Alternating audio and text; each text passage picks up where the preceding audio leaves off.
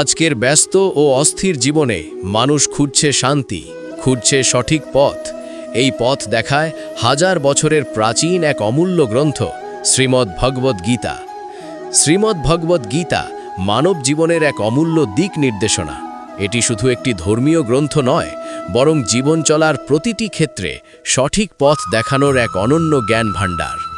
মহাভারতের অংশ হিসেবে রচিত এই গীতায় শ্রীকৃষ্ণ ও অর্জুনের মধ্যে হওয়া সংলাপ মানব জীবনের গভীর দর্শন তুলে ধরে।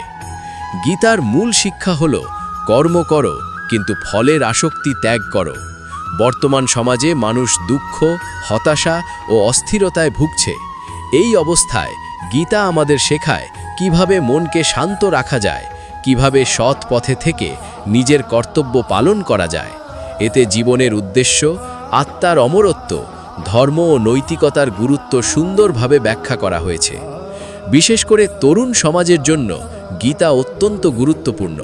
এটি আত্মবিশ্বাস বাড়ায়, সিদ্ধান্ত গ্রহণে সহায়তা করে এবং জীবনের কঠিন সময়েও দৃঢ় থাকার শক্তি দেয়।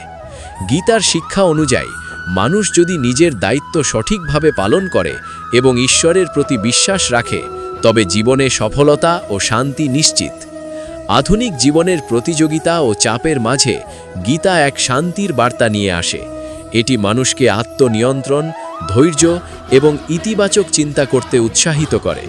তাই বলা যায়, শ্রীমদ্ ভগবদ্ গীতা শুধু ধর্মীয় দিক থেকেই নয়, বরং ব্যক্তিগত, সামাজিক ও মানসিক উন্নতির জন্য অত্যন্ত গুরুত্বপূর্ণ। হ্যালো দর্শক শ্রোতা, আপনাদের জন্য প্রশ্ন: আপনি কি কখনো গীতার শিক্ষা আপনার জীবনে প্রয়োগ করেছেন? করলে কোন শিক্ষা আপনাকে সবচেয়ে বেশি সাহায্য করেছে? উত্তরটি কমেন্টের মধ্যে জানাতে ভুলবেন না। জয় গীতা।